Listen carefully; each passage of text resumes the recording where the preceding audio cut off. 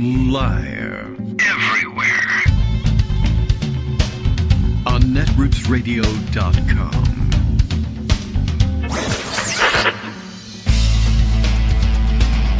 David Waldman. Kagro. In the morning. Now, here's David Waldman. Hey, good morning, everybody. How you doing? It is Monday, May 12th, 2025. Time for another bribe. Time for another show. Oh, my gosh. Well, it's a weekend wrap-up, once again, and weekends are the chaotic period during the Trump administrations, and this one no different than others. I don't know, probably 4 or 5 major constitutional crises developed over the weekend, or at least since we were last on the air on Friday morning. Greg Dworkin has a couple of them ready to share. There's all sorts of, there's a lot going on. I guess at this point, I shouldn't doubt that you've all heard the news about the plane. The plane, yes. Okay, and I don't know. I don't even know what to tell you about this one. I guess I found an article that tries to kind of actually analyze this weird claim that Trump is trying to make that it's actually A-OK, and it's obviously it's not. But I don't know. Maybe this is just too credulous, and this is the bad thing that newspapers do. Well, there is a certain thing that actually could be considered a loophole. But I've never seen a $400 million personal gift loophole really hold up. But whatever. There's room for new things happening every day, and it's very exciting. What a fantastic prospect. Lots of other things happening as well. This morning brings news that the tariffs that are on and off and on and off and up and down are on and or off or up or down again today. And it's a major deal. I think what's happening, I guess the big news headline on the tariffs this morning is, well, instead of 145% on China, it'll be 30%, because 30% is, of course, much higher than they actually were prior to this whole stupid trade war. So it's no great shakes. And we don't know whether it's really real or it's going to last. And it's said to be a 90-day thing, another one of these 90-day pauses that isn't a pause. It's just this, I don't know. Just the other day, Trump was saying, maybe 80%. 80% sounds good. But remember, it was up to Scotty B, who would have no regrets about negotiating the tariffs. And hey, it came to 30%. And of course, as you know, we are a huge luxury department store. And we were making billions and billions of dollars a day with the fabulous tariffs that are great for our country. But now we've reduced them from 145% tariffs to 30% tariffs. So I'm just doing the math the way Trump would. That's a 115% reduction in our department stores' profits. We're paying the Chinese 15% now to shop at our store. That's not 30. It's not 145. I don't know. It doesn't make any sense to me either. I don't know how you would possibly make it work. And of course, no. A 30% tariff down from 145% is not a 115% reduction. Doesn't matter. We're doing Trump math here. This number, that number, mix the scales, doesn't really make a difference. But somehow the billions and billions of dollars we were making before with these very high tariffs, we're making even more billions of dollars now with much lower but still extremely high tariffs. That's kind of where we are. Also, over the weekend, by the way, a number of other things happened, including this morning news that the very poor and oppressed refugees from South Africa, Afrikaners from South Africa, finally being given the opportunity to reach for the stars, realize their dreams, move to the United States. One of the first oppressed refugees that has arrived on our shores was profiled in the newspapers. Finally, free from under the thumb of oppression, able to practice their chosen profession of self-esteem life coach here in the United States, which is barely possible in between the number of times that she was murdered in South Africa. It's a very busy murder schedule there, and she could barely live long enough to get a couple of appointments booked online to have Zoom calls with people to tell them that they need to bolster their self-esteem and understand their self-worth. But now Thankfully, she'll be doing it here in the United States, generating billions and billions of dollars in income for America that we're going to be using to make ourselves extremely rich. So it's a very non-confusing time, and all of it has been straightened out. In fact, I'm not even sure exactly what Greg is going to straighten out for us because it's all so easy to understand. But he is here. Good morning, Greg. How are you? I'll give you a fanfare in reverse, or shall we use? Here's one we haven't used in a little while. A good old-fashioned one. Well, that's my all-time favorite. That and the Imperial Margarine one. I mean, if I had to choose, it would be one or the other. Yeah, I know. I don't like the long Imperial ones with lots of... The Imperial Margarine one is a goodie. All right. And it reminds me of my youth. In fact, they both do, so that's why I like them both. All right. Well, you know what? I should start as a soundboard of entirely just choices for fanfares. I could just do that. I think I can make that easier. Yeah, lead off with the stuff in the 50s. Okay. We'll make an attempt at that. And more submissions, welcome for anything ridiculous or sublime. We'll take anything in between. I have to go back and see what they used on the TV show Queen for a Day with Jack Nartz or whatever it was. Yeah, well, see if that's fanfare material. All right, well, certainly a fanfare in order for people who arrive here on $400 million luxury jets or who are converting the United States into beautiful department stores. Now, remember, he didn't say he'd accept this. He said he's thinking about accepting it. Oh. And Gutter said they're thinking about rescinding the offer because it's getting so much bad publicity. That would make him annoyed. It's interesting that you say it that way because a lot of the newspaper headlines on it, I don't know whether they were like scrambling for a way to not just be accusing him of accepting a bribe, I guess, but one of the I got a piece about headlines was, Trump to accept a luxury aircraft. Well, is he? I mean, I don't know. I guess so. But I mean, what a weird way of putting it. All right, let's talk about the pieces then. Or so look, you want to approach it. On the one hand, we have, for example, Daily Beast. Straight headline. Yeah. And by the way, we have the long guys back seasonally, so they're back today. All right, welcome. Trump takes free golden Air Force One from Gutter and keeps it after office. The subheading is the unprecedented gift is reportedly so luxurious that it's known as a flying palace. Chef's kiss there. Delicious. Yeah. And I presume it uses more fuel because all the gold weighs a lot of money. I see. Yeah, you gotta get that up off the ground. But they should have given him a luxury outfitted C-130 or something. Now, Trump was complaining that Boeing is just behind schedule on producing the plane for them. Yeah, so I need a free Which is entirely possible because, planes are falling out of the sky left and right these days. Right. So doors fall off, that sort of thing, Yeah, it keeps us hopeful that this one might happen. Right. Right. It also keeps us depressurized, but that's another story altogether. All right, so it was just late in being delivered, so he needs a luxury $400 million. Right. So according to Daily Beast, Trump reportedly toured the plane and gave it a stamp of approval while it was parked at the West Palm Beach International Airport in February. There? The jet will be transferred to the Trump Presidential Library Foundation just before he leaves office. No, it really won't. The Constitution prohibits federal officials from receiving personal gifts from foreign heads of state without the consent of Congress. Well, just give him that then.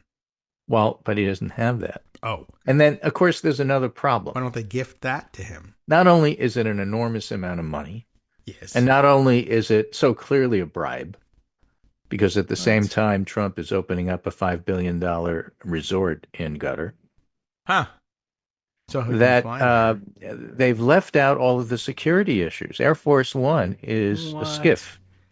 Yes. And it's got all sorts of electronic measures and countermeasures and so on and so forth. So question on the table, does therefore Trump give all of this information to Qatar so they could build it into the plane? And if Qatar does get all of this information, does Qatar build their own version so they have a way to sort of siphon off the keystrokes and such that they can then sell. I mean, there's so many questions about this that haven't even been addressed. It's insane to even consider such a thing. Why don't we, what if we how about if we don't address them? And then he just flies around and does whatever he wants. And if we lose a big war, then we'll know why. Now, as outlined by the Ronald Reagan Presidential Library and Museum, all foreign gifts over the minimal value, which is $480, are considered gifts to the people of the United States and must be purchased from the General Services Administration at fair market value. Yes, but so if Trump wants it, the gift actually goes to GSA, and then Trump buys the plane for fair market value. That's what he thinks. Which I think is more than $480. Yeah, well, it's $480 million.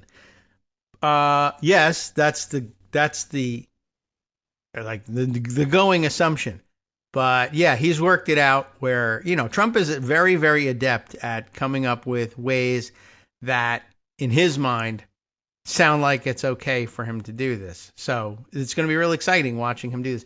We'll talk about some of the other moves he's made, some of which have already been rejected by the courts at the first go-around. So you're absolutely right. Things. Yeah. Right.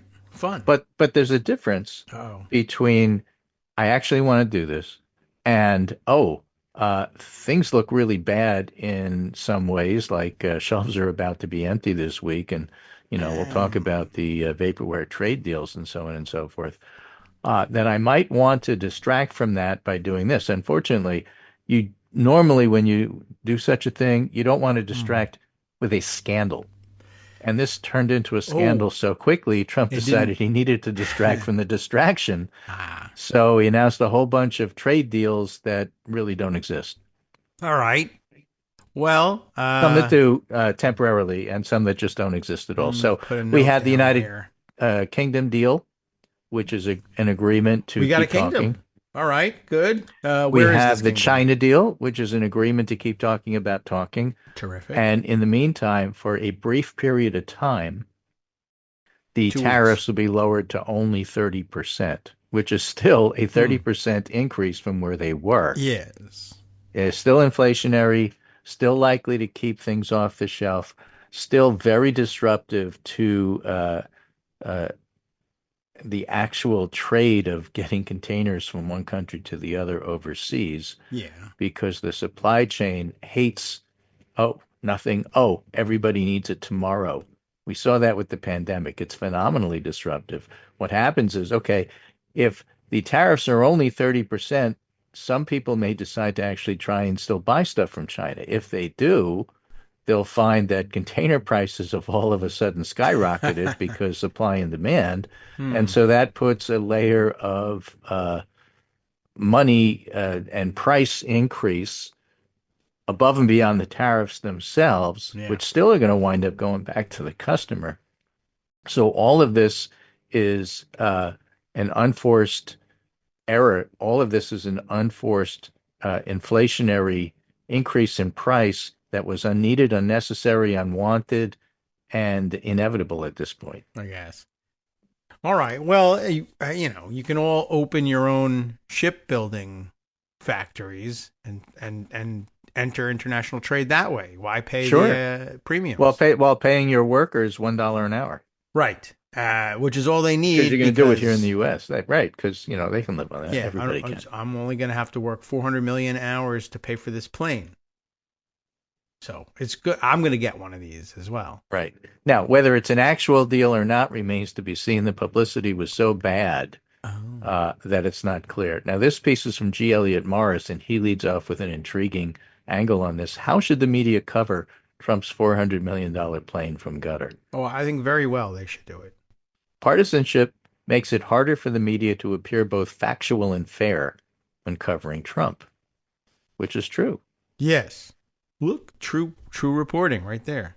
Right. Now, the coverage of the gift, G. Elliott Morris says, has centered on the security risks of accepting the jet, as well as the whole thing being a potential violation of the Constitution's Foreign Emoluments Clause. I feel like that was also a part of it, yes. Now, remember, he got away with it with his hotel. Yes, but right. This is just such a big, splashy thing it's not clear that that's the case. So the emoluments clause, for those of you who don't have it memorized for some reason, no person holding any office of profit or trust under them shall, without the consent of Congress, accept any present emolument, office, or title of any kind, whatever, from any king, prince, or foreign state. In other words, under a strict interpretation of the Constitution, Trump shouldn't be able to accept the jet. No, wait a minute. You have that. That's actually wrong. First of all, position of trust. Do you trust me? Wrong guy. Yeah, you got the wrong fella. I'm not in a position of trust. Secondly, they call these emirs, and that is not a prince. Well, the language is so important because the administration says it's not in violation of the emolument clause since Trump isn't accepting the plane. The Air Force is. But it does say here, again, let me read to you the emolument clause word by word. Again, no person holding any office of profit or trust under them shall, without the consent. So, the Air Force is under Trump. So I'm not under anything. I'm over everything. Right. Now, that's after CBS reports that Trump family has made $2 billion from launching its own cryptocurrency this year. So what? Which includes amounts of influence peddling from foreign nationals. So why they have to give a plane when they can simply buy crypto, I don't know. They probably don't trust crypto, but, They also don't get to listen into all of the sensitive conversations with crypto. So this is a much better way to do it.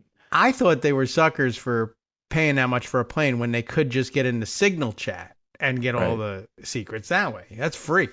So G. Elliott Morris helpfully also includes this summary from Brendan Nyhan about what else is going on at the same time.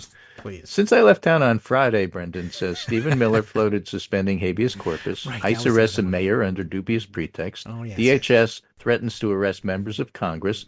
Qatar gives Trump a $400 million plane he gets to keep. And Trump's emissary is negotiating with Russia using Putin's interpreters instead of his own, which was a scandal the first administration when he did that. Yes. And that's all just in the last, 72 hours. Busy. And by the way, this is did they just give him another plane? Yeah, this is like the plane's falling off of the boat. We're very confused by this. No, it's just one. Just one. So far. So G. Elliott Morris says, you might just step back and say, what's frustrating is that none of this seems to matter to the American. But it does. It does matter. I would like to step back and say that, though. It seems that way because it's happening. Because when you look at the polling, Americans already think Trump is corrupt. And this just feeds right into it. And so he says a $400 million jet can feel like small potatoes compared to what's going on at home, and especially compared to problems that are closer to voters. So it's not like it's the end for him in capital letters. He's just not helping himself because they already think he's corrupt, and this just feeds right into it. I guess. And there is a sense in which a $400 million plane is small potatoes. The amount of money he's likely to rip off from people in the crypto thing, I think, is far bigger than that. It may end up being more. I don't know. But in a YouGov poll last year, a majority of voters said they thought Trump family was corrupt. 87% of adults said they think Trump cares a lot or some about the problems of the wealthy and not so much about them. So that's all there. But that gets to the factfulness of covering Trump.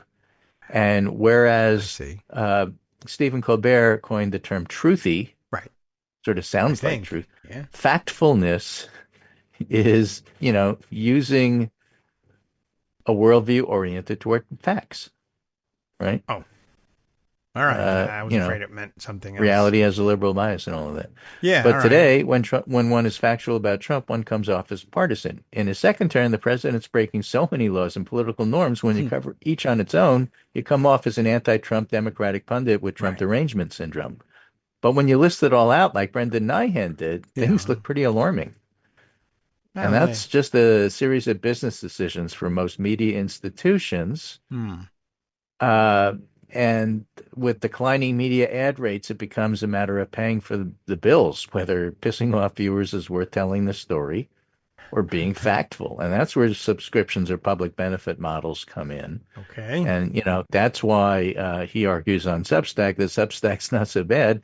You should pay for stories like him because, that's the only way to get there because they're not subject to CBS 60 Minutes merging with other giant companies and therefore wanting favor from the Trump administration, which is the current state of the media. I guess. So he's quite right. I mean, if you list everything that Trump does, you sound like a partisan. True. But that happened last time. They absolutely were dependent on that. And if you list everything Jeffrey Dahmer eats, it makes him sound like a monster.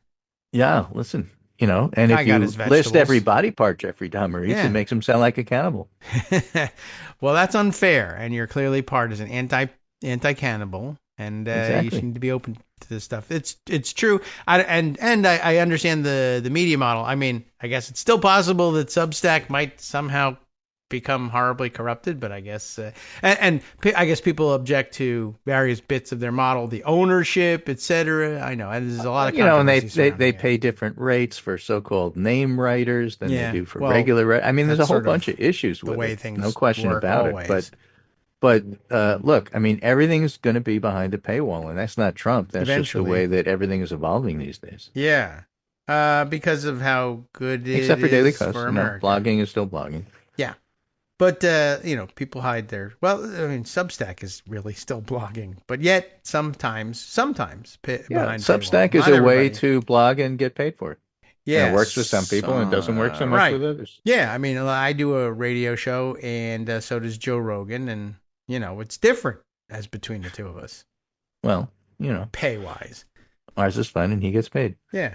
So good. All right. Well, lots of exciting developments. By the way, I understand that the reason the luxury plane thing is okay is it was cleared by government lawyers, and you know how they are. You mean Pam Bondi, who used to work for Qatar. Yeah. Right. So it's perfect that way. Like, what you don't want in a situation like that is you ask your lawyer. They need to concentrate very hard on the law on this, and if they have to look on a map. Where is that place, or how do you say it?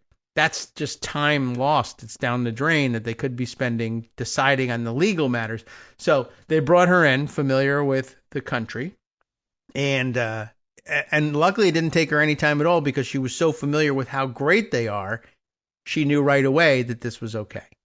Well, at the same time, government efficiency. There is an old, unused now Air Force One at Reagan Library. Yes, he forgot where he parked it right before he died. Well, the thing is, though, I mean, lots of different presidents use that. It's currently not in operation. The current president doesn't use it. So using that as the justification model, which they're trying to do, falls apart completely. Here is a situation where the low information voter doesn't know about any of these stupid arguments that the Trump legal team is making and doesn't really care. Yeah. He's corrupt. We know that. The question's going to be what are prices like and what's going to happen to my job and how am I, what's the price of eggs next week? Up.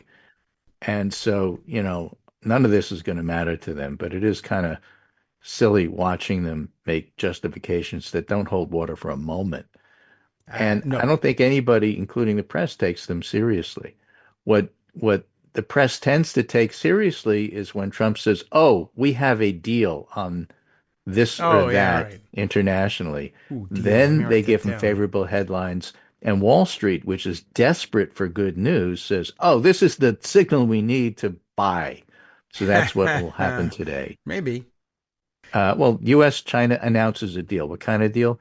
They've agreed 30% tariffs while they continue to talk. 30% tariffs are incredibly high, but they're already, quote, priced in, end quote. And they're much lower than 145%. Therefore, Wall Street will take this as good news because somebody always wants to sell you something. And that's got nothing to do with whether or not it is actually a deal, which we don't know. Even if it is, it's a deal that raises prices 30%. Yeah, that's not great. And why that's good, I don't know. And how can you make this good when you're desperate for people to read your stories and you are afraid that if you just say negative stuff all the time, people will stop reading you, then you don't report it as is. But it's really a situation where it's totally unclear whether this helps in any way, shape, or form. What the supply chain is going to go through based on this is also unclear. And whether or not it's in time to prevent the collapse of consumer goods hitting the shelves is also unclear. So we're going to have to wait, but not a long time, not even the 2 weeks that Trump usually gives us. Yeah. Well, all right. It doesn't seem to be helpful in terms of planning anything. I am curious. One thing that they really haven't discussed very much yet, and I guess in the coming days they will, as Congress struggles toward the completion of their budget season, for a tariff scheme that was supposed to make us extremely rich and bring in billions and billions of dollars, to slash them from 145% down to 30%. How do you budget accurately when the amount of money you're taking in changes every day? We're talking about the Trump administration. Right, and that's the answer. It's eventually, well, why don't you just make up the numbers? The answer is lie about it. And just say, I don't know what it is, but whatever it is, it's balanced. That's the number. I mean, that's and if you say otherwise, I'll redefine what balance is. Yeah, and possibly redefine whether or not you can be shipped to El Salvador. Larry Levitt, who follows the health issues side of this, succinctly sums up, I think, the way that you have to approach everything that Trump says and does. Yeah. Many of the Medicaid proposals from House Republicans, which are going to be on this one beautiful bill, are technical and wonky, and they'll be difficult for the public to absorb. But won't be difficult to absorb is CBO's estimate that changes that the Republicans are talking about are going to increase the number of people without health insurance by about 9 million. Oh, that's a large number. Yeah, but that's the stuff you focus on, right? Yeah. What are the details of the plan? Trump is corrupt. That's what matters here. I guess so. Well, you don't know. He may be able to get China. Yes, but they're arguing nuance. Well, he's corrupt and he's accepting a foreign gift that could be compromising security. It's really simple. Don't make it complicated. Our job is to make it complicated. We're Trump's lawyers. Well, no, it doesn't work because you're not very good at your job. Hi, I'm Scott Anderson, the guy that writes the daily summary for this show, Kagro in the Morning. Thank you to everyone that supports this show. Many of you send donations through PayPal, Patreon, Square Cash, Radio Public, and so on. Some of you write your own essays and send them in, or read articles with your own commentary. We appreciate it. Now, some of you are listening to this and thinking, I'd like to help, but isn't there something I could do that wouldn't require money or effort? Why, yes, there is. You can just like us. On Daily Kos, they call it the recommend button. YouTube has a thumbs up. There are hearts and likes and love buttons. Tap our love button. Tap our love button every day. Share our shows and summaries on Facebook and Twitter, YouTube and iTunes, Stitcher and Amazon. Most of these places allow you to write a review, so a sentence or two would be great. Recommend us to social media, or tell your friends to listen to the show. You aren't just helping us, you're helping them find their new favorite thing to listen to. You could change the world. So thank you in advance from me and everybody else in the world. All right, welcome back now to the Kagro in the Morning Show here on Roots Radio. I just got 3 planes from the UAE. So, in your face, Trump. You better up your game. Well, there you go. Yeah, what size are they? Great. Do they all fit in your hand? Huge. And, right, I have to be able to bigger library. And the library thing, by the way, very clever in that, again, he can claim not to own the plane himself. It's from the library, and he's just checked it out every time he wants to take a flight on. Clarence Thomas doesn't own anything. Right. He just, takes gifts from exactly. Harlan all Crow of you are the other right-wing billionaire that wants something. You're all free to ask Harlan Crow for whatever you want, and it's not my fault if he gives you something or doesn't. That's private enterprise. What are you, a communist? Everybody should get these gifts? Come on. Really? So I just want to remind everybody. Yes. And this perhaps is reassuring, but most likely it's not. Oh. That America isn't the only country that's nuts internationally. There's a whole bunch of nutty countries out there that we should follow because things happen there. All right. One of the pieces of big news is something called the PKK, which is the Kurdistan Workers' Party. It's a militant group. It's been declared a terrorist group by the United States, Turkey, and the European Union and others. So it's Kurdish not just separatists, as they are. Okay. Yeah, they're Turkish separatists. Their leader, the one who founded the party, has been in prison in solitary confinement since 1999. So, wow. 26 years. So, where? In Turkey? Oh, some rock Iran? in the middle of some ocean. Oh, well, I mean, I don't know where they put him, but in whose custody? I don't know. We took him. Turkey, probably. They're paying rent. Anyway, the Kurdistan Workers' Party militant group, which has been locked in bloody conflict with the Turkish state for more than 4 decades, decided to disband and end its armed struggle. A news agency close to the group reported on Monday. This could boost NATO member Turkey's political and economic stability, encourage moves to ease tensions in neighboring Iraq and Syria, where Kurdish forces are allied with U.S. forces. So this is potential good news for everybody, actually. And there's a more detailed story about it from the BBC. The PKK insurgency initially aimed to create an independent homeland for Kurds because Kurds are about 20% of Turkey's population, but it's since moved away from separatist goals, focusing instead on more autonomy and greater Kurdish rights. Since the insurgency started, more than 40,000 people have been killed. Wow, so, not great. Pretty bloody. Yeah. It's banned as a terrorist group in Turkey. The EU, UK, US said it has completed its historical mission and would end the method of armed struggle. From now on, we'll rely on politics. Okay. All right. The PKK leader has been in solitary confinement in prison on an island in the Sea of Marmara, southwest of Istanbul, since 1999. Probably that prison gets its own tariffs. Yeah, that may be. You don't want them sneaking anything by. Both sides has reason to do a deal now. The PKK has been hit hard by the Turkish military. Erdogan needs the support of pro-Kurdish political parties if he's able to run again in Turkey's next presidential election, 2028. And so it's all good news for the moment. We'll see how that plays out. Yeah. All right. What's the name of this island? I'm going to look it up. I'm serious. I don't know. Marmara? Was that what you said? I just closed that. Oh, sorry. I'll look BBC version. Here we go. I'm just. He is in Marmara, prison. Marmara, an island in the Sea of Marmara. Oh, okay. I should look for the Sea of Marmara. All right. I'm just curious, and okay, that is. I see. Is that? Wait a minute. I got to zoom out. All right. Sure. That would be in the Turkey, probably, Bosporus area. In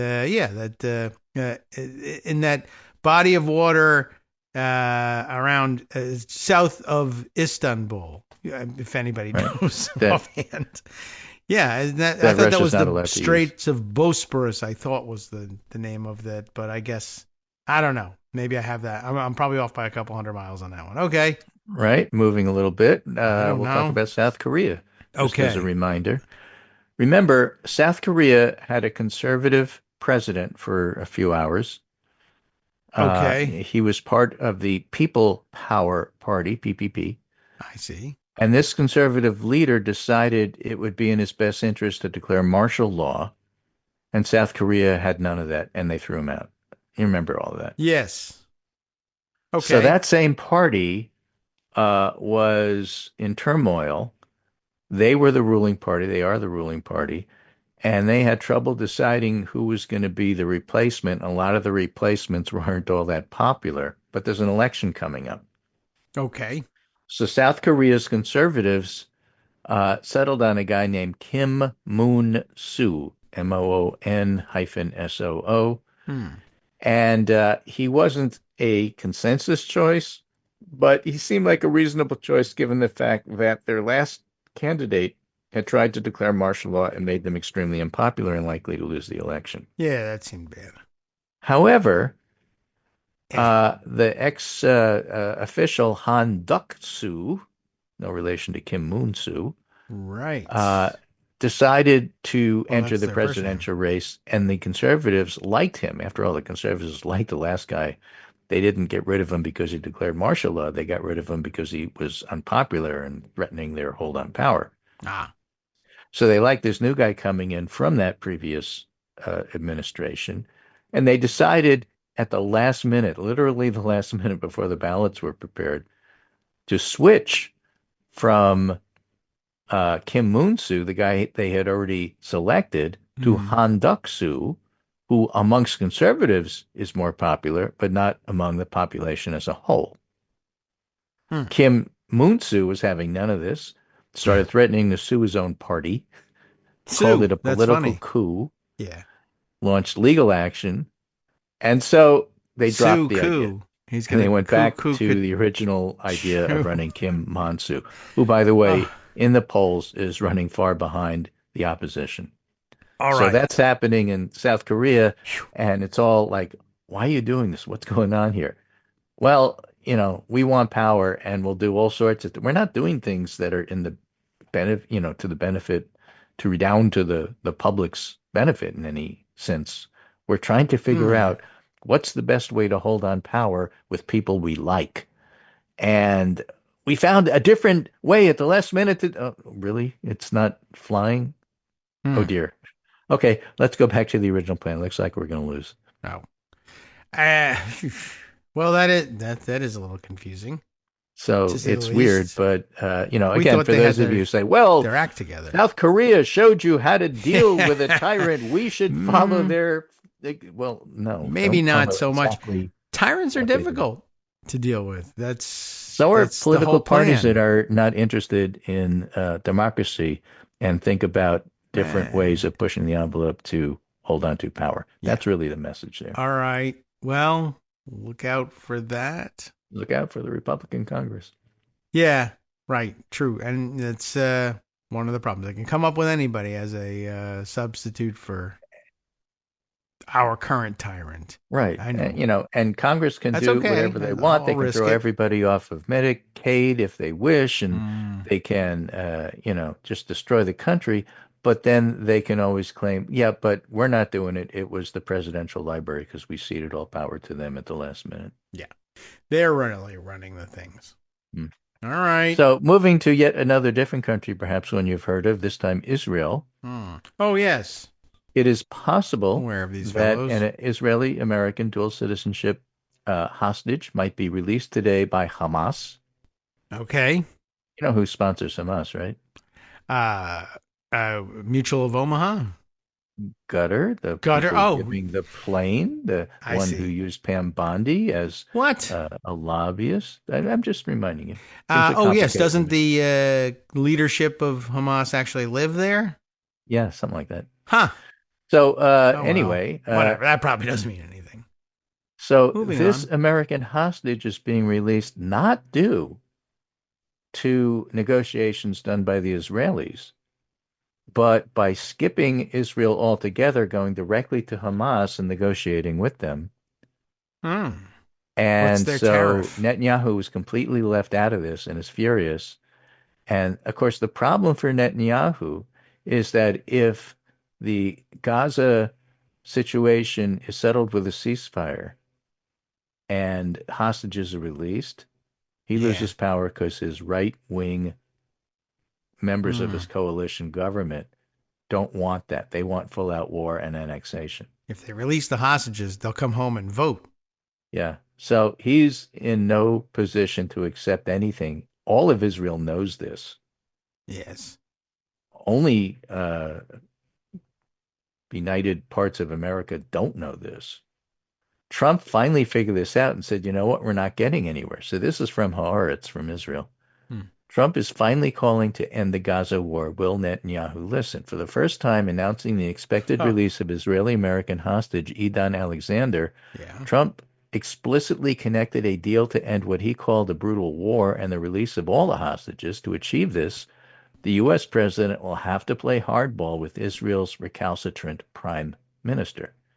And again, the article goes and explains why Netanyahu has not been forthcoming in doing what needs to be done. But the idea that he was bypassed in these negotiations came as a complete surprise to him. Well, bypassing often does. Right. Okay. whether they're willing did we negotiate this? to make a deal remains an open question, says the article, but perhaps as a hint in Trump's statement on Idan Alexander's release, the president mentioned the positive involvement of the two mediators, Qatar and Egypt. I wonder if we get a plane from Egypt as part of the deal. But didn't even once mention another country, the one Alexander happens to be a citizen of, Israel. This means that the deal to release the young soldier was clearly orchestrated without Israeli involvement and presented to Netanyahu as a fait accompli. Could Trump and Steve Witkoff do the same with a broader ceasefire and hostage deal? We'll find out in the coming hours or days. The fate of the hostages may hinge on the answer. But Netanyahu is really difficult to work with. Trump has discovered this and now said so publicly. Putin is really difficult to work with. Trump has discovered this and now said so publicly.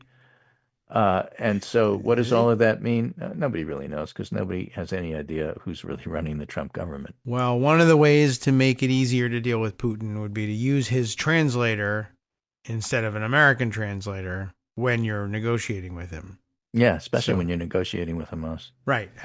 So what could you possibly need translated anyway? Right, exactly. I don't know. Well, all right. What would I tell you? So we maybe negotiated this one, but we also, by the way, we also settled the India-Pakistan war. Which, by the way, has quieted down, and India said, actually, we settled it ourselves and really had nothing to do with the United States. But possibly, though, we did do the greatest negotiation of all times, Nobel Prize worthy. Just throwing that out there as a possibility. And we absolutely take credit for it. If he didn't do it, what's he doing with this fabulous plane? No one else would be able to get such a fabulous plane. As a side comment, because we often do this on this show, I was reading about a completely different topic. Oh, good. What's the one thing in business that people hate the most? It's when your coworkers take credit for stuff you do. Oh, yeah. Well, they're not coworkers. We're much better than they are. Yeah, exactly. They just happen to. They're lucky superior to work workers. Here. They happen to be working next to me, but yeah. I'm so. And they're not even working. Anything they do, even when they're not working, that's good is mine, and anything that happened that's bad is Biden's fault. Yeah. Easy. All right. Let's move to Germany. This is a German Guten Tag, everyone. DW Deutsche Welle. Yeah. Germany grapples with how to deal with far-right AfD. The AfD is their Nazi-adjacent party. There's growing concern in Germany. The society is becoming increasingly polarized. The question of how far right the AfD is threatens to further deepen the divide. And by that, German courts are actually looking at whether or not AfD can be banned from running for office. Oh. They're very popular, particularly in the old East Germany side of Germany. Okay. Except for how bad it is. And the new chancellor, Friedrich Merz, has to deal with whether or not there should be a ban on AfD running. Now, people have to remember that Bill of Rights stuff in the United States, due to our Constitution, isn't automatically true in other countries. Yeah. Free speech and all of that. It's different. Oh, yeah. Bible laws are much stricter in Britain, for example, and France and Germany can ban Nazis. It's up to them. Skokie, Illinois, showed us that there's a certain amount of free speech that's inherent in the Constitution, and it's not so easy to do here. But they can do that. The question is it a good idea? Because if they do that, the majority of Germans don't like AfD and don't like the far right and don't like Nazis. But a significant minority do, and what do you do with that? So opponents of doing this argue that would further promote social division and that 10 million AfD voters would not just disappear. Supporters of the ban insist that enemies of democracy shouldn't be put in a position to be able to destroy democracy. So the court basically has to decide in advance if AfD wins, is that good or bad for democracy? Weird situation, and I wouldn't want to be that judge. But, there you have it. That's actually going on. And it's going to be a major issue over there. So my job is to inform you that this is true. Okay. Duly noted. You have informed me. I signed the form that acknowledges that you have told us. Okay, good. All right. Good luck, Germany. So that's what's going on internationally. We're not the only crazy country. There's a bunch of other crazy countries. I feel better. Yeah. All right. Now, back in the U.S., a really interesting essay by Linda like Greenhouse, who was a Pulitzer Prize winner. Congratulations. And she reported on the Supreme Court for the New York Times from 1978 to 2008, so she comes back for essays now and again. And the title of this essay is an interesting one. Should reporters identify judges by the president who nominated them? Well, they do. Well, this Trump judge did this and that. And she goes on to say, ever since Reagan and Sandra Day O'Connor and even John Roberts' pronouncement that there's no such thing as Trump judges or Obama judges, there's just judges. None of that's true, she goes on to say. There's a partisan divide. It's pretty common to note who did what, and it actually becomes important. All right, then. For example, it's important to note, and we have on the show in terms of quoting the articles, but also mentioning it, both Trump and Obama and Biden and Reagan and Bush appointed judges have ruled against him. You covered that when you talked about the 300 some odd lawsuits. It's important when there is a very prominent conservative judge appointed by a Republican who goes on to say that what Trump is doing is awful, right? That's absolutely terrible. Supposed to be meaningful. So the latest one, the federal appeals court judge J. Harvey Wilkinson. Yes. Circuit Court of Appeals, same thing. Right. Different and higher than the district court. Yes. So J. Harvey Wilkinson the third gave voice to the judiciary's concern about the Trump administration in a decision rejecting its request to pause a court order to facilitate the return of a migrant wrongly deported to El Salvador. Wilkinson summarized history's ultimate judgment. The executive may succeed for a time in weakening the courts, but over time history will script the tragic gap between what was and all that might have been, and law in time will sign its epitaph. So he's been one of the most prominent jurists. Few people who read or heard about his opinion would have recognized his name. What they learned from the reporting is that he's a conservative Reagan appointee. Yeah. And then she gives other examples. Judge Fernando Rodriguez Jr. of the Federal District Court in Brownsville, Texas. He wrote a 36-page opinion invalidating the Trump administration's use of the Alien Enemies Act. But nobody will read that. What readers learn from the news is he was appointed by President Trump. Yes. I mean, then there's shorthand. It's ubiquitous. The identification of these judges by party label or the president who appointed them is not merely journalistically acceptable. At this time, it provides essential reassurance that the rule of law is not a partisan project. That's why it's important to do. And so, it's a long article, too long didn't read. That's really the nut graph there. But it's true. You have to. You should, yeah. I mean, I know it was a controversial practice at some point, but that might have been like 30 years ago. But yeah, every once in a while we revisit this, but it's absolutely necessary. And although it is supposed to, I think, convince, I don't know, Republicans in general, if not necessarily MAGA people who can't be convinced of anything, that, well, if you're being ruled against by a judge and your first inclination as a MAGA person or a Republican is to say, oh, liberal judges, because they've been running around saying liberal activist judges. They don't even say that anymore. They just say far left. Right. Now far left lunatic judges. But then that's why it's so important to start off by saying, well, this Reagan appointed or this Trump appointed judge. Yeah.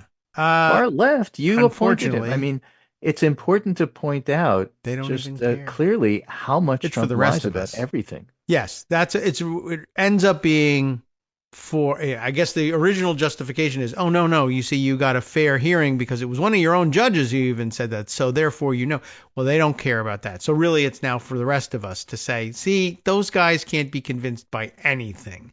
There's no appeasing them. They appointed their own judges because liberal, left, lunatic. You chose this guy. He still thinks you're wrong. Well, I chose a liberal left lunatic then. Okay, well, I guess. But this is one of those cases where you don't even have to spell all of that out for the average American voter. What am I doing? You're doing it for those of us who pay attention to the news. And it's good you're above average, you guys. But you don't have to. I'm from Lake Wobegon. But you don't have to do this for the average voter, just like you don't have to give them the again? details of the plane. Oh, yeah.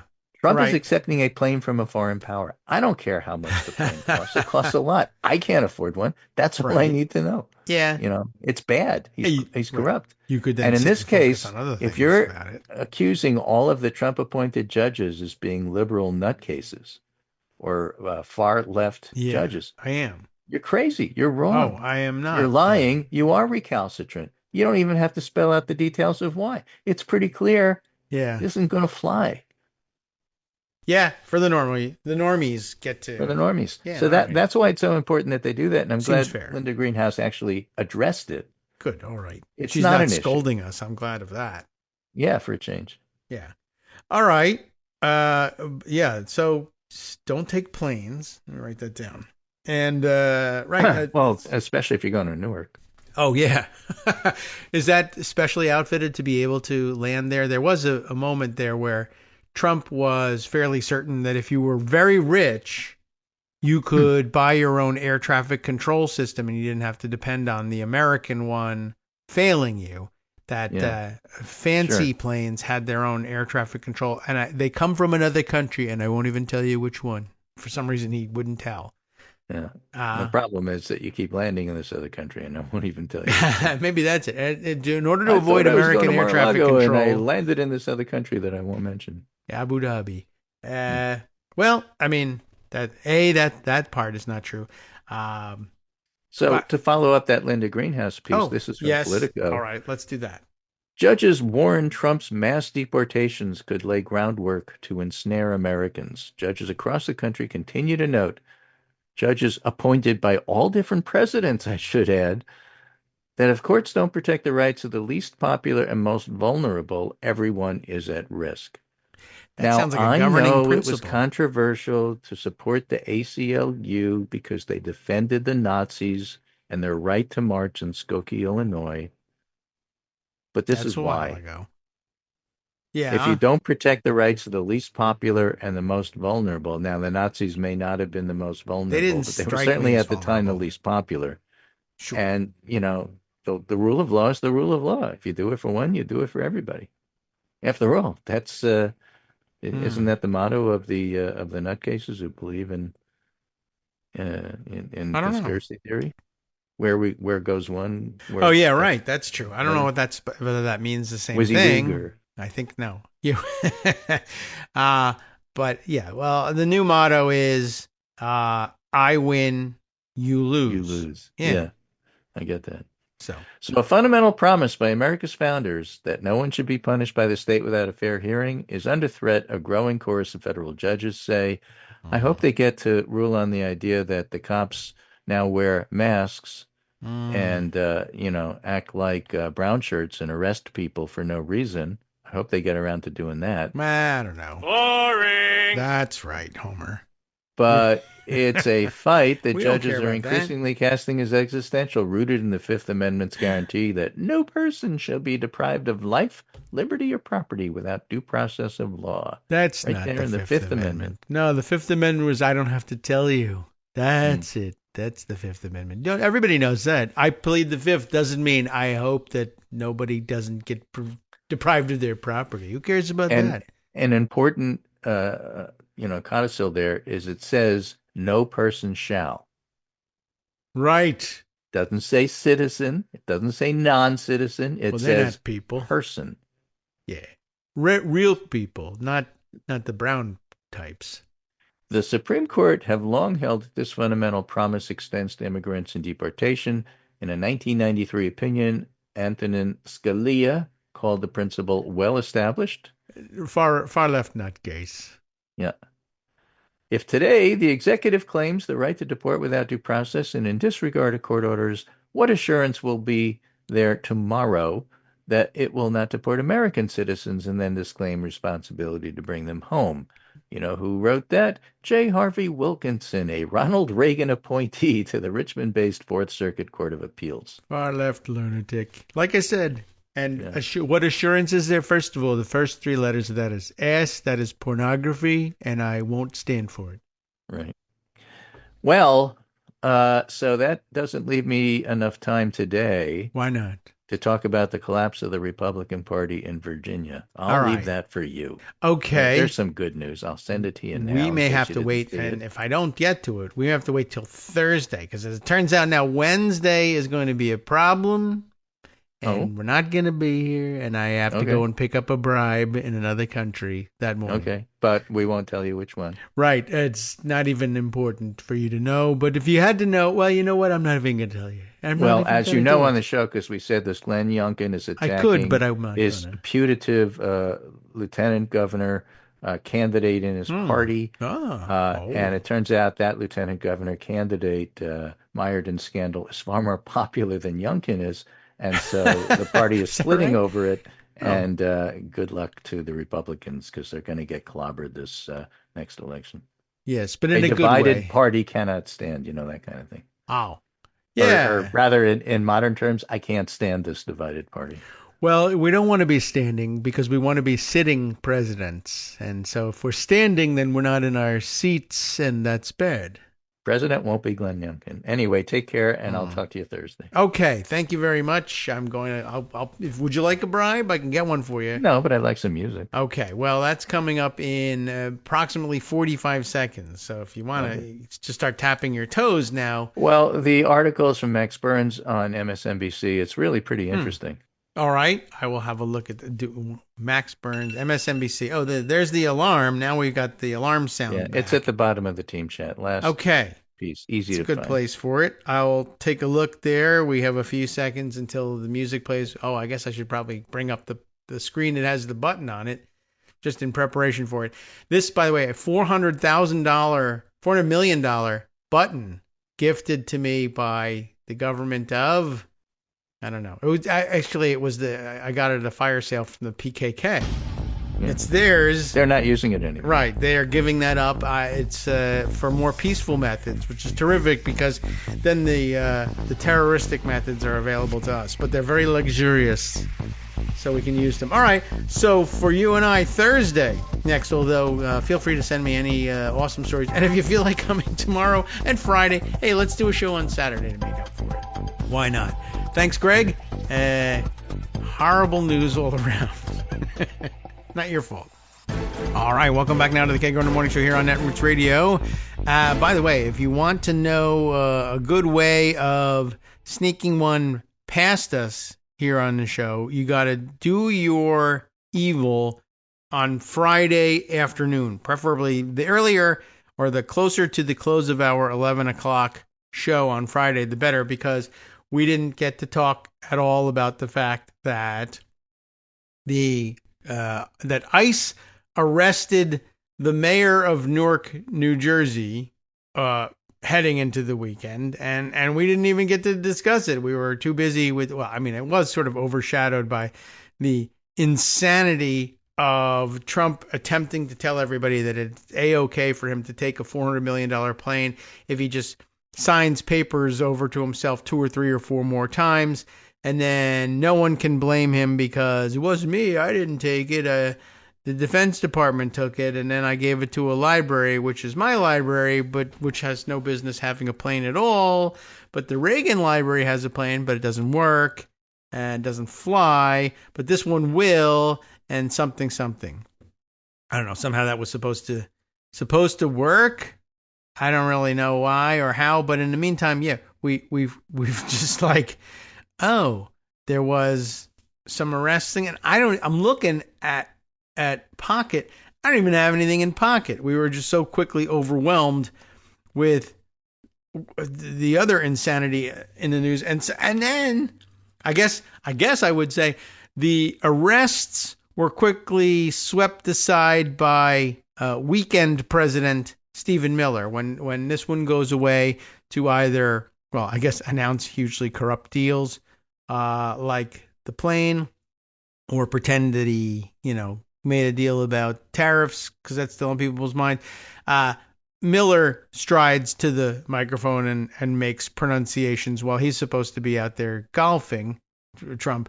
And so his was just sort of casually dropping for the microphones. Oh, yeah, by the way, the administration, by which I mean me, is looking at, we're thinking about suspending habeas corpus, which, whatever. It's a rather remarkable thing for any president to consider. And just that much more remarkable that this president didn't consider it at all. He doesn't consider anything. But that, the weird guy, the bald asshole. Yeah, right. Miller is just, I'll take care of it. Let me make threats, by the way. Well, you take off, you go play golf, accept some bribes, and I will eliminate pieces of the Constitution. As it turns out, he's a very ambitious guy, Donald Trump. And he said, well, I don't want to be the only one that eliminates part of the Constitution over the weekend. I'm going to get rid of the emoluments clause. But, I mean, that was negated before anyway. Naturally. Yeah. By the way, Armando, you can drive on over here, right, and stop in. Wouldn't you like to talk about the emoluments clause again? I'm sure you'd love to reminisce about those times when we had an emoluments clause. We had two, by the way. It was so important to the founding fathers, who, by the way, are idiots. LOL. Who even cares about law? They put two emoluments clauses in just to make sure that there was no argument. They thought it might be unclear. What if presidents are saying, well, surely, I understand that I can't take domestic emoluments because people will bribe me to change the domestic law. But probably no one thought about my taking bribes from foreign countries. Oh, right. So we should put that in there too, just in case anyone thinks that they can get away with it. No, there should also be a foreign emoluments clause. Then, of course, in the first Trump administration, they fixed it by saying, what if we have government lawyers write down, this is not an emolument?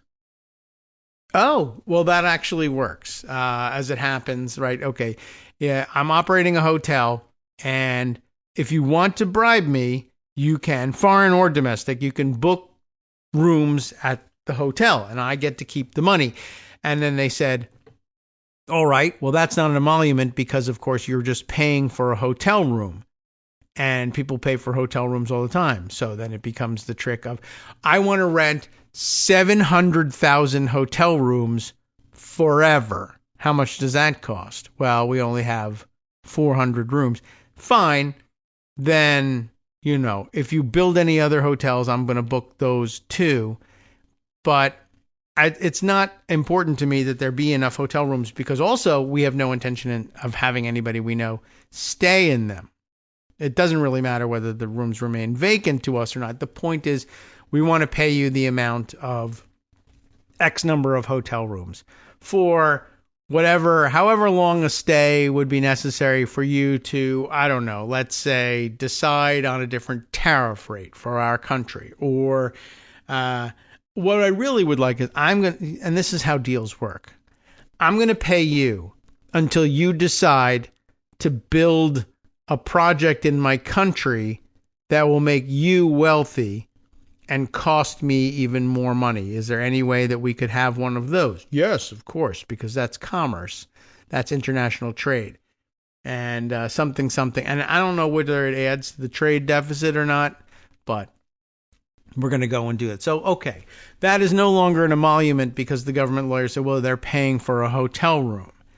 And now, of course, this isn't an emolument because, and I'm not certain what, the reasoning, I think, I should take a look and see what Pam Bondi had to say about that. And that I may have put away in pocket, was it's not an emolument. Do you want the real reason why they said? I mean, it's not a real reason. But the one that they used, right, was I'm sorry. What I have here is Bondi. Okay, so apparently we haven't seen the Bondi memo, but we get some idea of what it's supposed to be. Sources told ABC News, for instance, that Bondi had concluded it would be legally permissible for the donation of the aircraft to be conditioned on transferring its ownership to Trump's presidential library before the end of his term, according to sources familiar with their determination. Now, why that would be okay? Oh, no. Well, we didn't write that part of the memo. I put the part where we said it would be fine, just like the GSA did last time. Although they did get around to saying Well, it's a payment for services rendered, for the use of the hotel room. Whereas this, something. And I think they're really just depending on, well, I am saying I'm using it, but all presidents use Air Force One without owning it. So this, who owns it? The Defense Department. They, quote unquote, own it on behalf of the American government. So that's what will happen. And it's for the use of the president. Now, how do I keep it for my own personal use later? That's the answer, right? I will donate it to my library. Now, this is along the same lines of the documents, the secret documents that were found in Mar-a-Lago after I was president. Well, I had donated them to myself. Just the same, I'm going to donate Air Force One somehow to myself. No, I mean, I did see somebody point out, and I know a lot of people have mixed feelings about Will Stansel for some reason. But he pointed out, he was just asking the question, how is that any different from just stealing Air Force One on your way out the door? And I mean, we were a little worried about that the first time in 2020, after he lost the 2020 election, that in January of 2021, he was simply going to, they very often allow the president to fly out of Washington, D.C. one more time on the fabulous aircraft, at that point not actually designated Air Force One, because the president isn't on it. It's the guy who used to be president, the former guy, as we used to call him. But they're given the courtesy of one more luxurious ride home on this. And I did wonder, supposing he just takes it and keeps it and gets a pilot that somehow is willing to say, to hell with this, he won the election. I'm staying here in Florida with the plane. Now, it didn't happen, but we wondered about it. And now we're actually going to see it happen, which is really quite astonishing, to say the least. So I thought we had the memo, but actually what we have is some screen grabs of some reporting that says, well, we haven't seen the memo. And I imagine the memo is just far too embarrassing for it to be released, but I guess eventually it will leak. By the way, other things happening over the weekend included, as Greg mentioned, the UK, a supposed deal on tariffs with the UK, and of a piece, really, with the plane transaction, in that it turns out that the biggest part of the agreement with the UK is that there would be some tariffs dropped on some of their automobiles, their British-produced cars, which means, what brands there are produced in Britain. And this, too, a real help for the everyday working man and woman. No more tariffs on Land Rovers, Jaguars, Minis, Bentleys, Rolls-Royce, McLaren, or Aston Martin. So if you've been saving up for one of those, that's good news. You won't have to pay the additional tariff on those. And it was an interesting, this one was one of the better excuses I've ever seen. It was almost believable that the answer was, well, we have tariffs on automobiles so that we can encourage manufacture of automobiles here in the United States. But when you take together the number of automobiles sold by Rolls-Royce, McLaren, Aston Martin, Bentley, they're very expensive, super luxury vehicles. We don't manufacture anything similar here in the United States. So it's not like there were very high-end luxury cars being manufactured here in the U.S., and it's a very small number of these automobiles people are not able to afford these. So it's just a very few. It's not in direct competition with Ford or Chevy to do this. And it's almost actually, it's true. Almost actually a believable thing, except that in the end, it's once again, well, if you wanted to scrape together the money to buy a Kia, a Hyundai, no longer, cheap vehicles these days, but nothing is. But to buy a family car, I'm sorry, you're going to have to deal with a tariff still from Korea in this case, because they're taking away jobs from Americans. However, No contribution to the government necessary whatsoever if you're the kind of person who's interested in buying a Rolls Royce or a Bentley or a McLaren. A-okay, because it's just a small number of the things. But similarly, people asked, by the way, there is a tariff currently on the Trump declared tariff schedule, still a 10%, the minimum tariff on Qatar. Yes? So is there a $4 million tariff that should be getting paid? Is that right? Or 10% is $40 million should be getting paid by somebody, but I guess it's the Air Force has to pay. Oh no, I'm sorry, it's the other country, right? The countries pay it. So Qatar gave away the $400 million plane, but they also have to pay $40 million in order for Trump to take it into the United States. But maybe because it flies, he can say, well, it's an aircraft, and since it's mostly not on the ground, there's no tariff. But it flies around in the air. Sure, sometimes it touches down, but that's just to put gas in it. That doesn't count. I don't know. I'm not certain whether that's his theory or what. But no, there won't be any tariffs on it because Donald Trump wants it and he's the president and he will simply exempt himself. Easy to do when you're suspending habeas corpus or whatever, or arresting members of Congress. All right, what's the story with that one?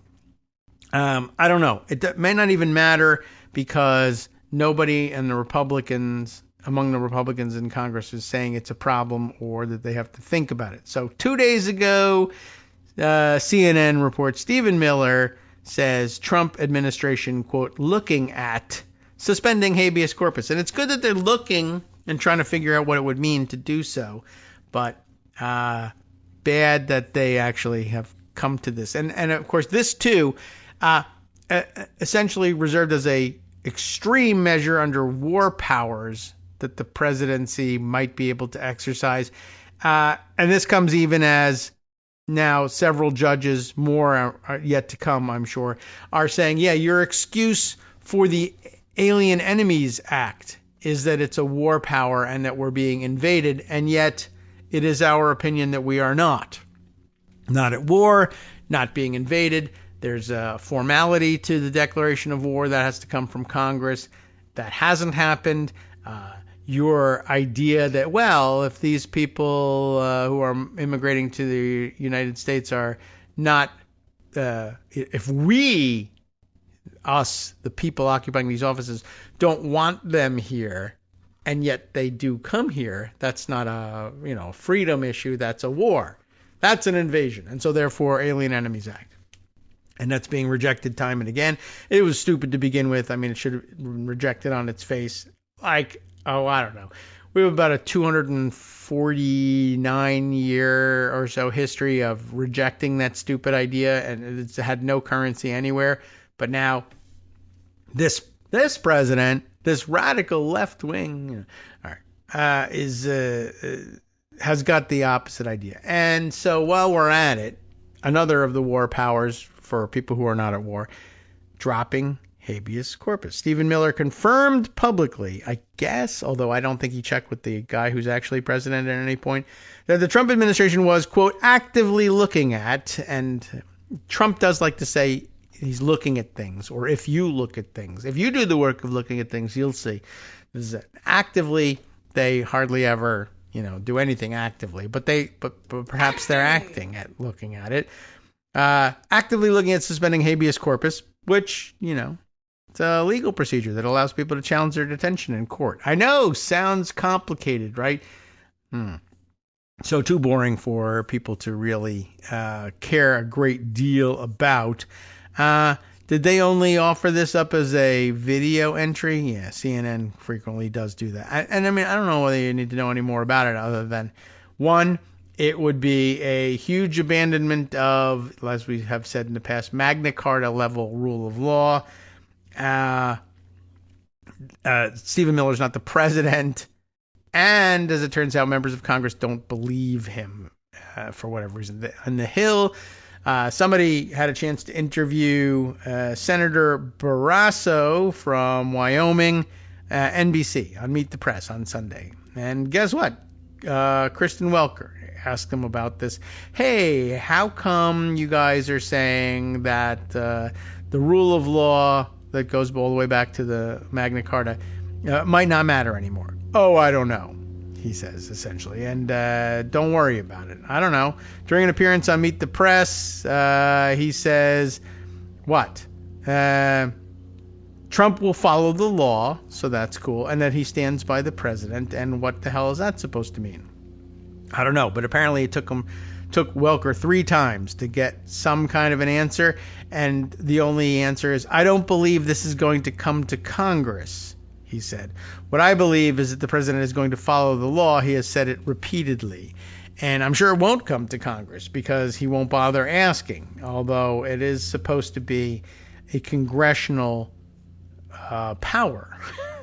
One, the declaration of war, and that unilateral suspension of habeas corpus actually requires, it can't happen. It's supposed to requires some, that Congress address this. All right. Do they make an explanation? A writ of habeas corpus, by the way, they helpfully explain for you, compels authorities to produce the person they are holding and to justify their confinement. Pretty basic. But as you know, what has been happening here is that the courts have, at minimum, really, the reaction has been minimal to these smash and grab arrests that the ICE people have been claiming to make. And the courts have finally said, well, sure, you can do this, but you have to allow for people to be able to challenge their detention and real minimalist stuff. Well, they have to do it, and it's under very narrow circumstances. It has to be filed in the jurisdiction in which they're being held, which is a huge, really concession to the administration to begin with. And yet, just like with everything else, like stand your ground laws, I don't want to have to plead self-defense. Can't I just preempt the whole trial with stand your ground pleadings? All right, fine. You can do that. And here too, well, I don't want to be able to. What if one of these immigrants that we don't like is able to convince a court that they should be released because they were arrested for no good reason and without any real evidence? That might happen in a habeas corpus hearing. All right, well, what if you suspend habeas corpus, and then it wouldn't matter whether they file in the jurisdiction in which they're being held anyway? So you should try doing that. Okay, I mean, I guess that's an alternative. The act is rarely used 18th century power, that is the Alien Enemies Act, that Trump has cited to deport Venezuelan nationals, and when they challenge it on habeas corpus grounds, also, that's not infrequently used, but it is relatively infrequent that you have to resort to that because the government won't tell you where the person is being held or on what charges. That's kind of a new thing. But to the extent it gets in anybody's way, what if they win in court? Well, what if we don't allow them to ask for that writ in court anymore? And I don't know. No follow-up on that except that the members of Congress being asked about it, the ones who were not arrested over the weekend in Newark, say, well, I don't think he's really going to do this. All right, but what if he does? Well, we'll cross that bridge when we come to it. Unless, of course, we're arrested at one end of the bridge and in seeking to gain our freedom, we find out that there's no writ of habeas corpus for us to get out here and discuss it. I don't know. All right. Here's an explainer of it, by the way. I know I'm just so flabbergasted by the fact that it happened that I haven't explained it. But the Washington Post group here will give you an explanation. Who's writing this piece? Megan Vasquez writes under Trump officials suggest suspending habeas corpus. Here's what it means, in case you didn't know.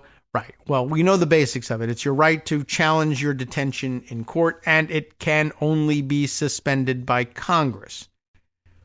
So, who's thinking of suspending it? Not Congress.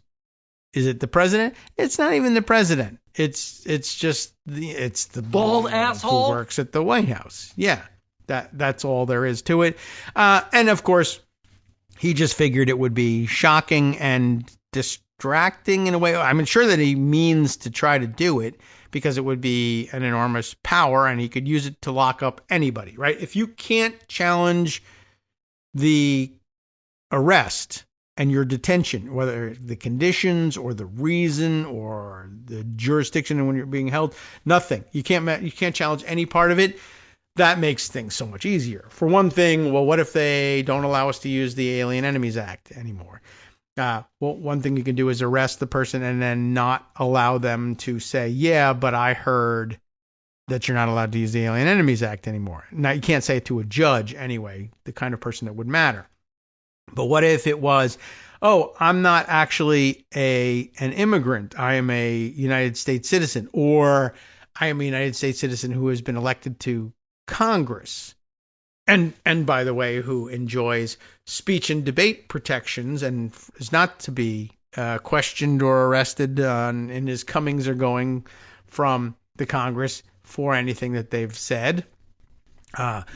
And you have just arrested me for that reason, and clearly I have immunity for that. Well, what you need in order to exercise the immunity is for a judge to agree that you have immunity. And a judge will only agree that you have immunity if you ask the judge to do so. And you can only ask the judge to do so if you have the right to contest your detention.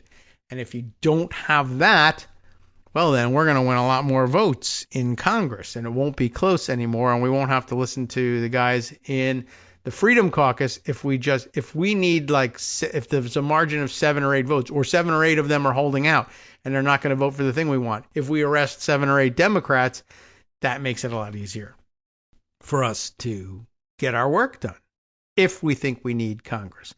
White House Deputy Chief of Staff Stephen Miller has indicated that the Trump administration is actively considering whether it can suspend habeas corpus, the right of an individual to challenge their detention in court. When asked about suspending the writ of habeas corpus as part of its efforts to deport individuals from the United States, Miller told reporters on Friday the Constitution is clear, and that, of course, is the supreme law of the land, the Constitution, that the privilege of the writ of habeas corpus could be suspended in time of invasion. So that's an option we're actively looking at. Of course, we're not having an invasion, but they like to say that we are, so that they can claim the right to do certain things that really should never be considered or even mentioned in public. President Donald Trump and his administration have repeatedly asserted that the U.S. is facing an, quote, invasion, requiring the deportation of undocumented migrants under the Alien Enemies Act, a law that would allow the deportation of non-citizens with little to no due process, which is kind of actually happening now. However, the administration keeps losing that argument in court, and so they're going to get rid of part of the court stuff that bothers them so much, including on Tuesday, when a federal judge said the White House had failed to prove the existence of an invasion or any other conflict that would justify invoking the Alien Enemies Act. The Constitution does not, did you know this, allow for the suspension of habeas corpus solely because an invasion is declared by the executive branch. The document states in Article 1, I don't know if you know about this thing where they wrote this whole Constitution down, but it states in Article 1 that it can be suspended only in cases of rebellion or invasion when the public safety may require it. But of course, we're all supposed to be out shopping, so clearly the public safety doesn't require it. That right, which allows an individual to petition their detention in court, also extends to non-citizens, any person, right, held within the United States.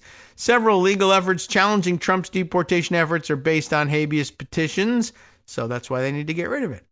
Trump and members of his administration have repeatedly vilified federal judges, even the ones they've nominated, over what they see as unfair rulings against their expanded use of executive authority, calling for the impeachment of judges who've ruled against them. On Friday, Miller once again put the onus on the independent judicial branch, suggesting that whether the administration will act to suspend habeas corpus depends on whether the courts do the right thing or not.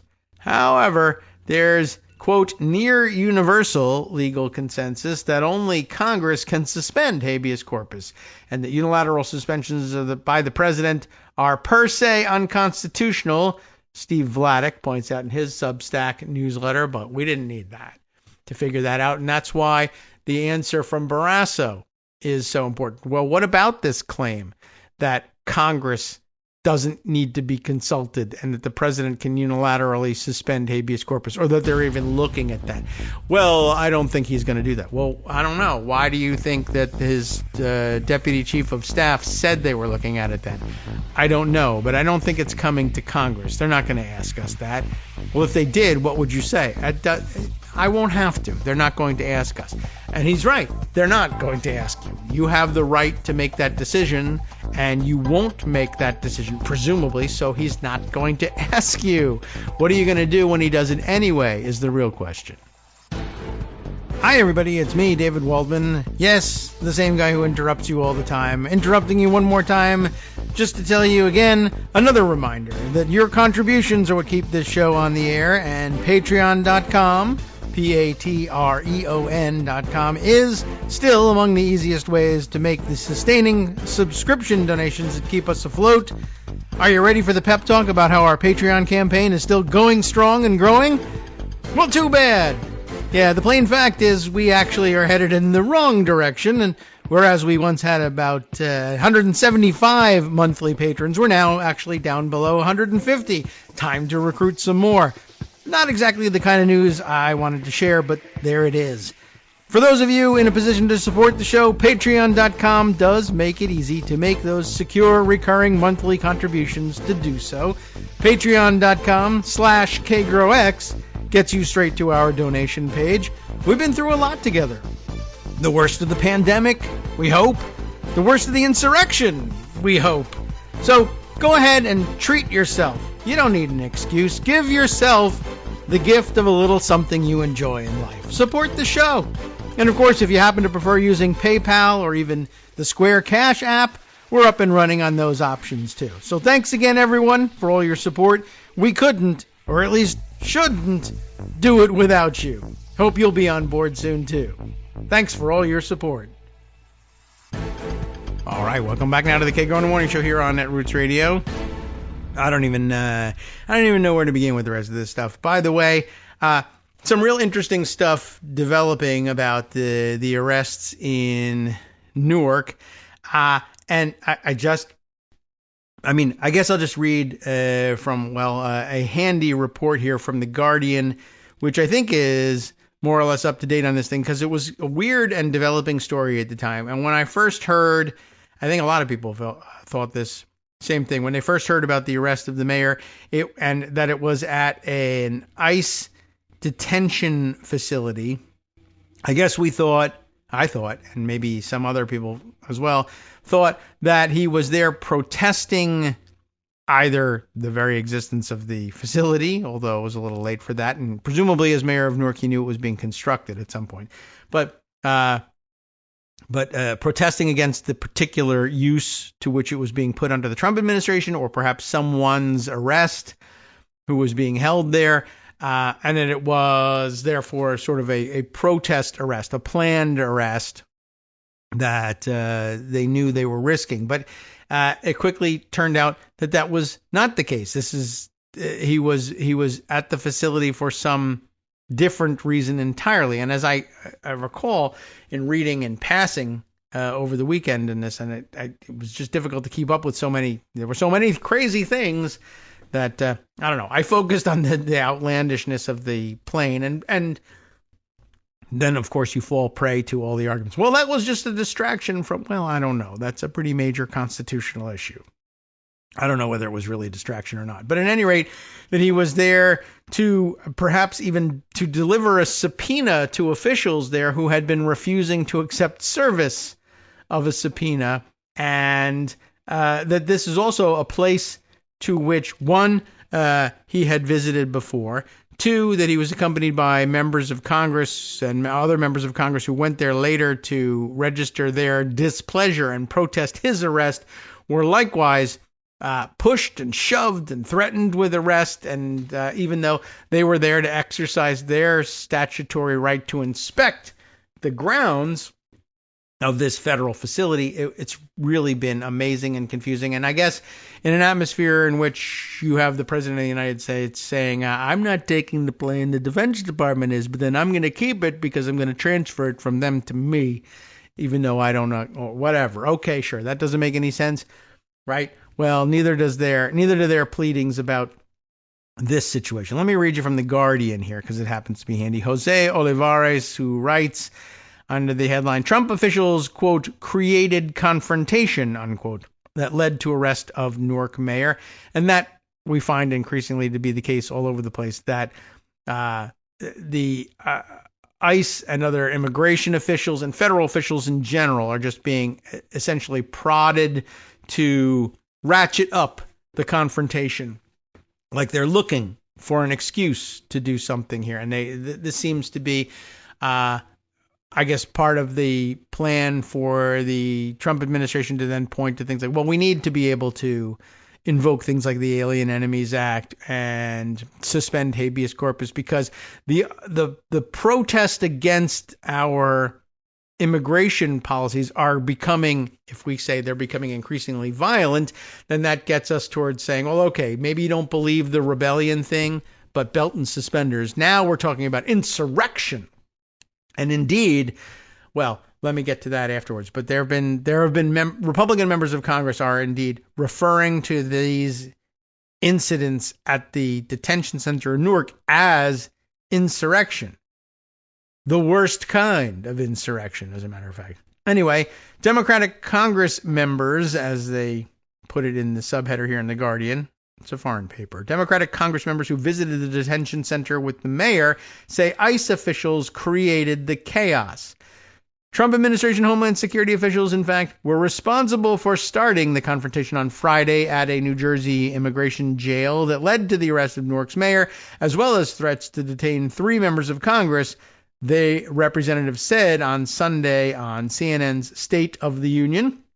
The Democratic representatives Bonnie Watson-Coleman, LaMonica McIver, and Rob Menendez, that is ex-Senator Bob Menendez's son, Robert Menendez.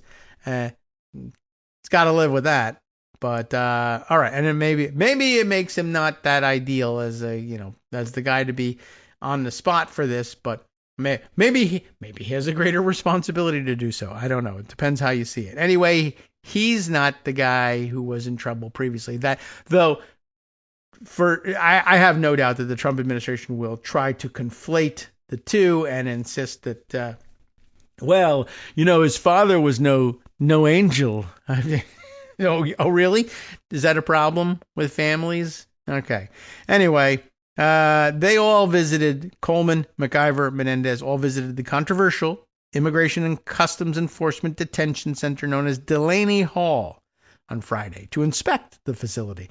As they waited to enter, the Newark mayor, Ras Baraka, arrived, and as he left the property, he was arrested outside by ICE officials, accusing him of trespassing, leading to a commotion at the entrance of the jail. And by the way, you'll remember that ICE officials are supposed, if they're arresting people, they should be arresting people on immigration charges.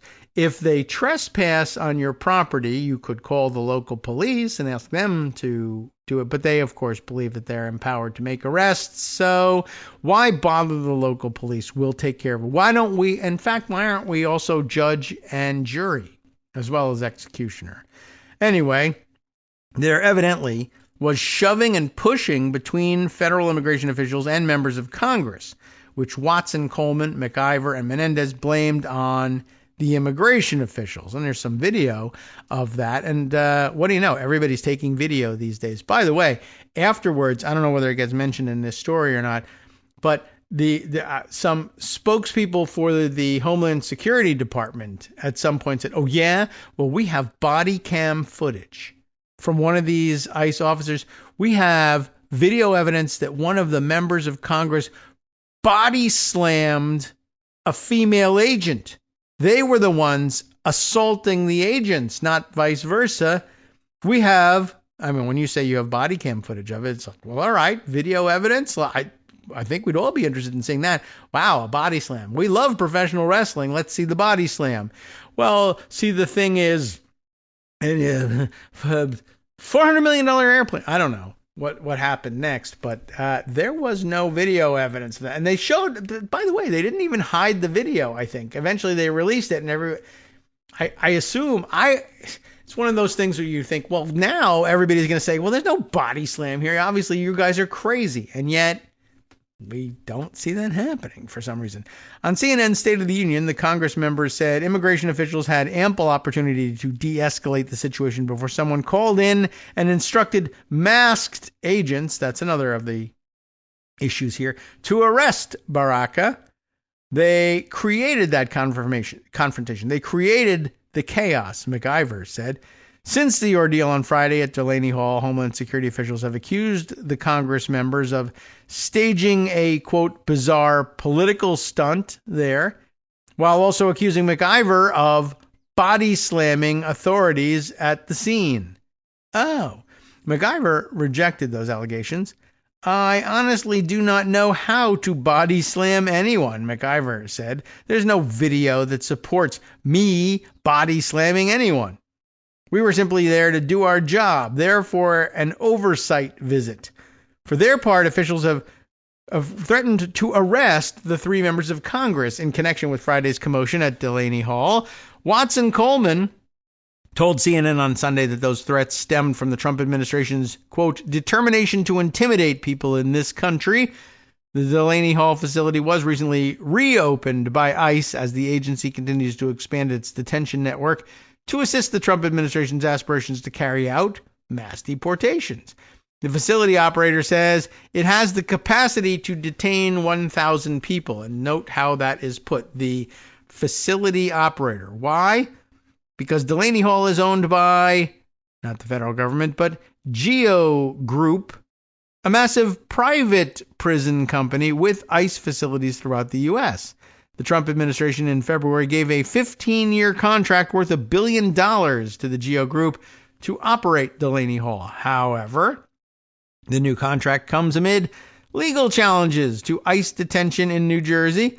Newark's municipal government recently filed a lawsuit against Geo Group, claiming that the company did not have the proper permits to operate the facility. Oh, Trump and paperwork, man. Always check the paperwork. Well, you found an inn. You got a real reason to challenge their ability to run this place. They haven't filed the right paperwork. What are you going to do? Going to sue them.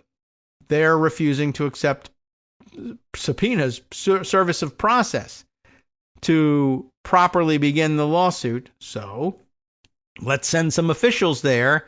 We could just send a messenger, but as they are cops who love to beat up brown people and put them in the tank for however long they can get away with, we're going to need to send somebody who's more or less arrest proof. How about the mayor? Well, I guess if you have a body, they can arrest you, even though, under normal circumstances, you can't. I think the mayor's probably pretty arrest proof. Send him. So, wow, what do you know? They didn't have the right paperwork. Somebody needed to sue them. There is also a separate legal battle playing out in a federal appellate court related to private immigration detention in the state.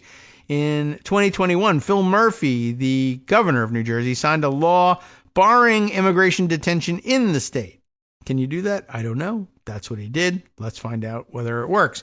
Another private prison company, Core Civic, which runs the only other immigration jail in the state, sued New Jersey's state government, and that's understandable too. If they think they did the paperwork correctly, let's settle it in court. Sure, that's fine. They didn't try to arrest the governor. Core Civic received support from the Biden administration in its suit, and a federal judge ruled in favor of the company. Something's going on with the laptop today, and it's very laggy in accepting. Interestingly, it's very laggy in accepting my commands to scroll, for instance, but it's very quick to bring up pop-up menus to get in the way of. So what can I do here? Is there something I need to? Let's select all. How about that? Well, then it just select it and show it to me. I don't know. I can't read you the end of the article. There we go. It finally has decided to go away. Core Civic received support from the Biden administration in its suit. A federal judge ruled in favor of the company. The state challenged the federal judge's decision, and a federal appellate court heard arguments for the case only recently. So we don't know the outcome of that case. That doesn't really tell us too much about as the reporters say, the tick-tock of the situation here. And, people are mapping out the area in which the confrontation took place and trying to determine whether or not it was really within that zone of the property that the company could even make the claim that anybody was actually trespassing. It's very unclear what went on there and what the claims are. However, I guess just to make things more difficult and more upsetting, if they are going to even try to come up with charges for the members of Congress or anyone else in that area, they will depend on, of course, the U.S. attorney for the area.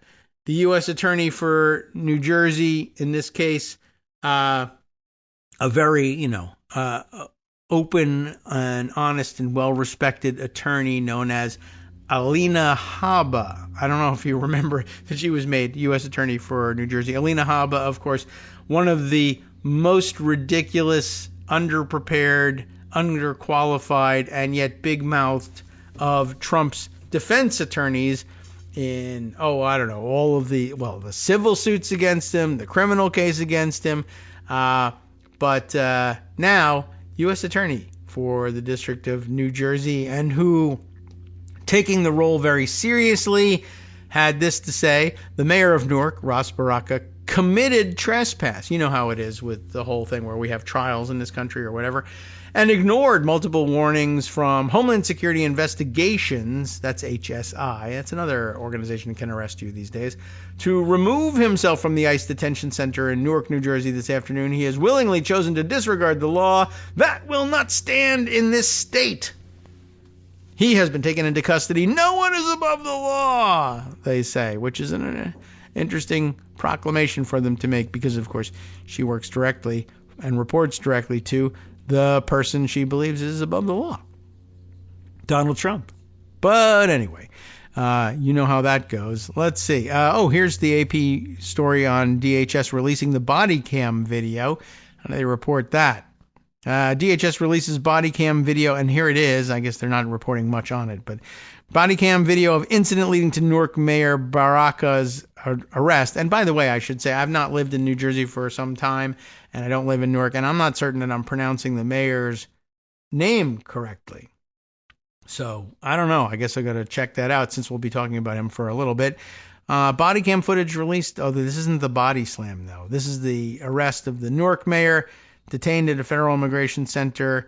I could play it. I will play it for my own edification, I guess, and I'll pass it on to you so you can view it, but I can't play it for you on the radio. But I am told it did seem a little bit ridiculous and overly aggressive. And, of course, the fact that the officers are refusing to identify themselves or doing this stuff masked, it's rather astonishing, to say the least. Maybe we can have this one here from CNN. Newark mayor responds to Alina Habba's comments about, or claims about his arrest. So AI search garbage is ruining everything, and they love giving you video of this stuff, but they just don't. Yeah, I'd like to have the transcript of what did he say here. So that's going to be difficult to do in radio format. So we'll have to jump out of this one. And man, the touchpad is just going crazy today and making it virtually impossible to move between articles without, no, I didn't grab the window and want to move it around. That's not what's happening here. All right, let's jump. Goodness. They're just making it absolutely impossible for me here. All right, where is Pocket? Where did it move to? Oh my gosh, now it won't even let me switch between tabs. So terrible tech problems today. I wonder what causes this. I'm not certain what's doing it. All right, here we go. Moving on to a couple other subjects here. All right, if it will let me click on these things. This is an interesting piece. Why not? We'll share something from Amanda Marcotte today, also from Salon, where she's usually writing. Just a reminder that this has been going on for some time. And what do we mean this? Trump's deportation lies, we're being invaded, or they're eating cats and dogs, or what have you. Nothing new. Remember Bush, WMD, and Iraq? Yes, that's a good point, worth pointing out again. And by the way, in case anybody thinks Cheney's are big heroes now, they were the inventors of this. But basically, to no one's surprise, the very last Republican administration prior to a Trump administration set the precedent for, what if you just blatantly lie? Well, a lot of people will say that's an obvious lie. But what about the 50% of the people who are voting for Republicans? Won't they simply say, well, the president's not just going to lie? That's obviously not the case. Yes, but what about if the president is a guy who actually made a career of lying wildly in everybody's face? I don't know. Let's see. Well, before Trump invented the, quote, invasion by Venezuelan, quote, terrorists, Bush, you'll recall, cooked up fake evidence for war in Iraq. And I guess if you can get away with a whole war, if you can get away with a war over there, even though you fought one over there so that you wouldn't have to fight one over here, you could also make up lies in case you wanted to have a war go on over here. And people wouldn't even need to see explosions or killing to be made to think that there was a war. You could simply just tell them that on the internet, and that would be enough. Virtually everyone understands, she begins, the real reason why Donald Trump is sending ICE agents to round up immigrants who have no criminal record and then send them to a gulag in El Salvador. Trump is a lifelong, flat-out racist who is being steered by Deputy White House Chief of Staff Stephen Miller, a guy who virtually inhales white nationalist conspiracy theories. That's right. Bald asshole. I know. But it's not about his hair, There's no law that gives the president unilateral authority to deport or imprison people without due process just because he dislikes non-white people. He needs some kind of legal justification. So Trump is claiming, don't laugh, claiming that the U.S., without knowing it, is at war with Venezuela. Trump has dredged up a 1798 law called the Alien Enemies Act, and not in a smart way like Good Will Hunting either, which gives the president broad powers during a, quote, declared war or, quote, invasion to detain immigrants from an enemy nation. Government prosecutors claim, on no real evidence, that Venezuelan President Nicolas Maduro is sending members of the gang Tren de Aragua into the U.S. as a de facto military invasion aimed at harming United States citizens, undermining public safety, and supporting the Maduro regime's goal of destabilizing democratic nations in the Americas. And, of course, the most obvious way to do it, let's see if we can make people uncomfortable in an apartment complex in Aurora, Colorado. And if that goes well, that's pretty much taking over the United States. The argument is a joke on its surface. Few of the people arrested so far, if any, are clearly members of Tren de Aragua, and that criminal organization is not invading the U.S. in any normal sense of the word. Maduro is no doubt a bad guy, but he isn't sending a covert military force to attack the U.S. But remember, you're talking about people, when you're talking about the people who believe it, you're talking about people who were pretty sure that Antifa was invading their hometowns as well. We spotted a bus, an Antifa bus. It's painted black with white letters on the side that say Antifa Invasion Squad. And I'm certain I saw it on highway headed towards... Let's get out there with the militia. Remember when that happened? Well, if you can believe that, then I think it's even easier to say, well, Antifa, that always was kind of stupid. But Venezuela, that's an actual country. I totally looked that up on a map. And so that must mean, because it's a country, that means there's an invasion. Sure, Antifa was weird. We didn't know whether it was an organization or not. It didn't come from another country. But Venezuela is a country. I saw it in the dictionary. Trump's lies are especially obnoxious, she continues, because the press keeps getting hold of memos circulated by U.S. intelligence agencies that make clear that no part of Trump's conspiracy theory is true.